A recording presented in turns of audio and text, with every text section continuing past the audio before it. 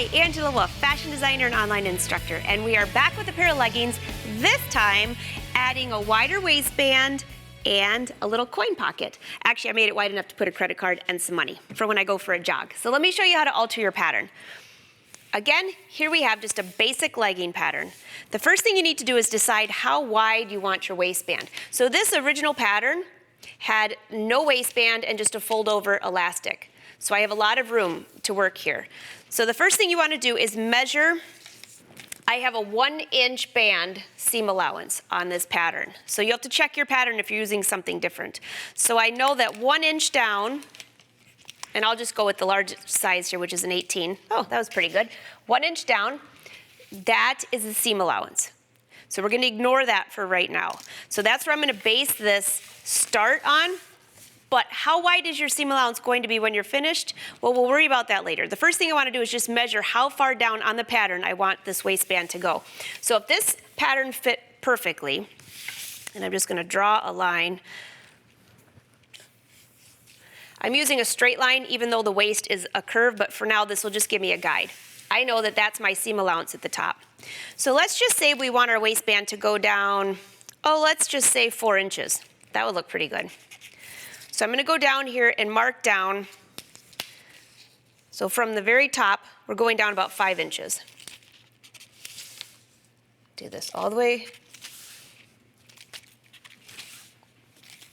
So again, that's taking off that 1 inch seam allowance, 4 inches, but I'm not cutting that off yet because I need to add a seam allowance. So the next thing I want to do is just give myself a nice curve for the waist. Let's see here. This is the front.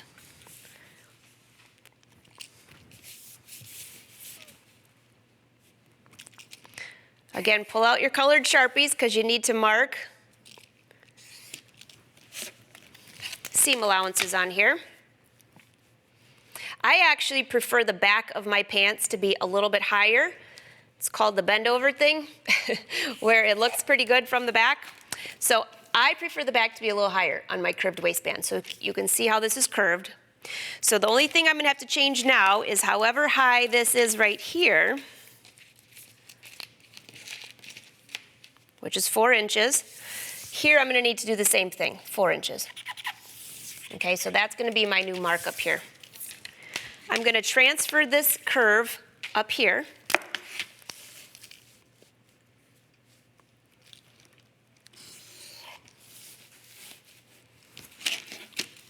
And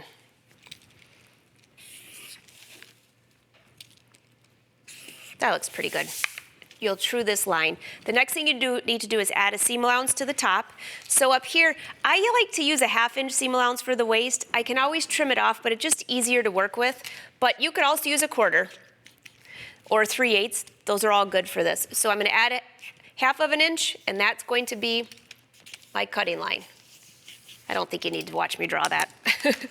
All right, now down here.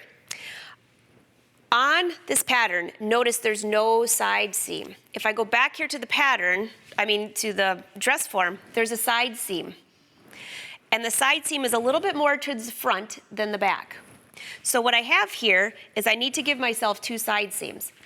So going back to the pattern, if I measure from the front to the back, if this is the halfway point, I want this to be a little closer to the front. I'm just going to give myself a guide here. And that will be my new waistband. You can angle it to the front a little bit, whatever you want to do. But whatever you do for this line, you're going to need to add a seam allowance when you cut it apart. So this will be my front piece. This right here is going to be my fold line. So that's my front. I need to cut 2 of those on the fold. So you know what that means? The grain line needs to be parallel to this right here. That's going to be my grain line. So that's 1 pattern piece. I need to add seam allowances through here and here when I cut that apart. This is going to be my back piece. Again, this piece here is going to need to be cut on the fold, so make sure that's a straight line. And your grain line is going to be parallel to that. Again, giving myself some markings for the seam allowance. That's a fold, and I already have a seam allowance up there, and there will be a seam allowance here. So now I have 2 new pattern pieces, 1, 2, and then your base pant. What about the coin pocket? Well, I'll show you that as well, but that's how you make a wider waistband on a regular pair of leggings. Very easy to do. So you can see I've already sewn together my leggings. They're lower, and now we'll work on the waistband. So this is what we're going to be trying to do. I thought I'd do this out of a muslin fabric first, just to give, I thought you'd be able to see this a little better. So this is the right side. You can see the little pocket. And then this is the inside. You can also add a little bit of elastic if you need to be. If you're using a good quality stretch fabric, you probably won't need the elastic because the fabric will give you enough support. So here's my back piece. So you can see, just to relate. There's my back. And there's my front that I've cut out. Got the idea?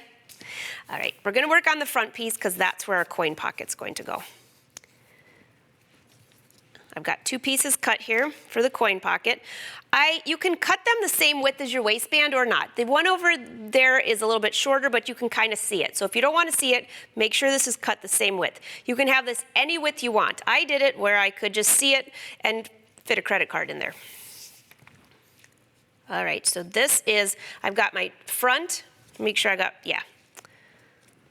2 fronts and 2 pockets. I'm gonna just chalk this in so you can see it. You need to give yourself an opening, however wide you want your opening.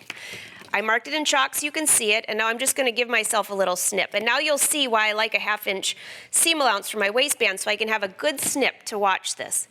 So again, this would relate to my pocket right here. So let's go to the sewing machine, and I'll show you how to sew this together. And just going to use a straight stitch.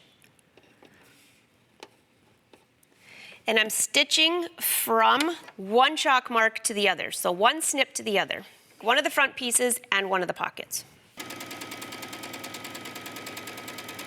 You could use a back stitch or a stay stitch. We're going to be stitching this pretty good, so either one's fine. So that's one side. I have my snips here all the way to my seam line.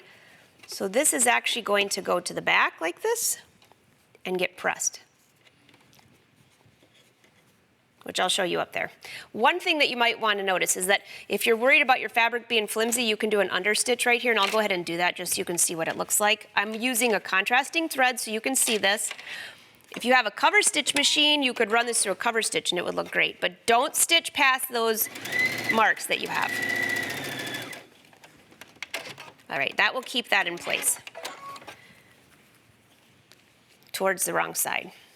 Got it? All right, now we're gonna do the same thing to the other one. So if this is the right side, there we go.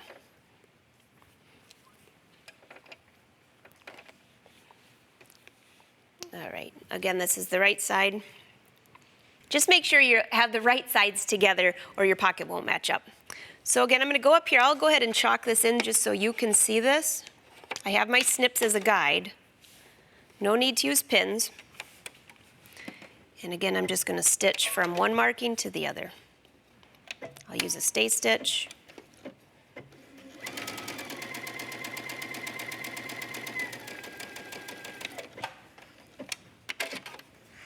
There we go. All right, now if you were using stretch thread, this will stretch. I'm just using regular thread for now.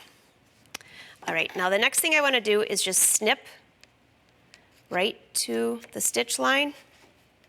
Not through, but to it. And let's double check this one. Looks like this is already snipped to the right place. So this one I added understitching, the other one I did not. Let's go back up here and press real quick.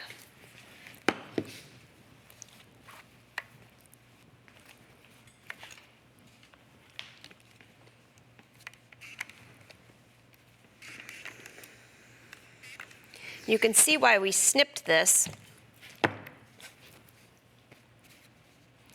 Now this will be my seam allowance, okay? And then we're going to press the other one.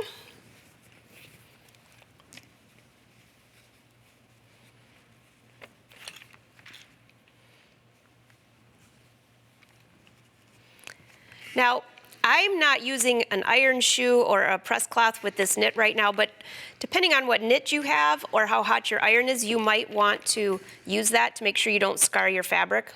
Don't use too hot of an iron with knits. Okay, so here's my pieces. So this is the right side, and that's the right side. Okay. Next thing I'm going to do is sew together my pockets.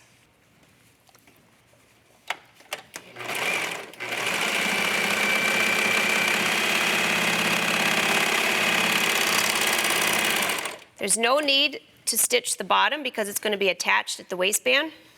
But if yours isn't going to be, then you'll need to serge it, or maybe you cut your pocket on the fold.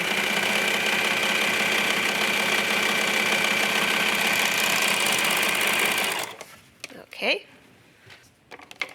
Get rid of these threads here. You're going to stitch your entire waistband together, but these are right sides together. I'm going to stitch here all the way up to that point, and then here all the way down to that point. I'm just going to do just a little bit to show you, and then you'll figure the rest out. It's the same as sewing just a pair of leggings. So I like to start right at the corner of that pocket.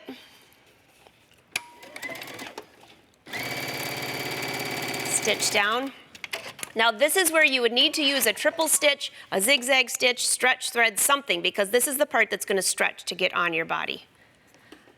I'm just using a straight stitch just to make this faster.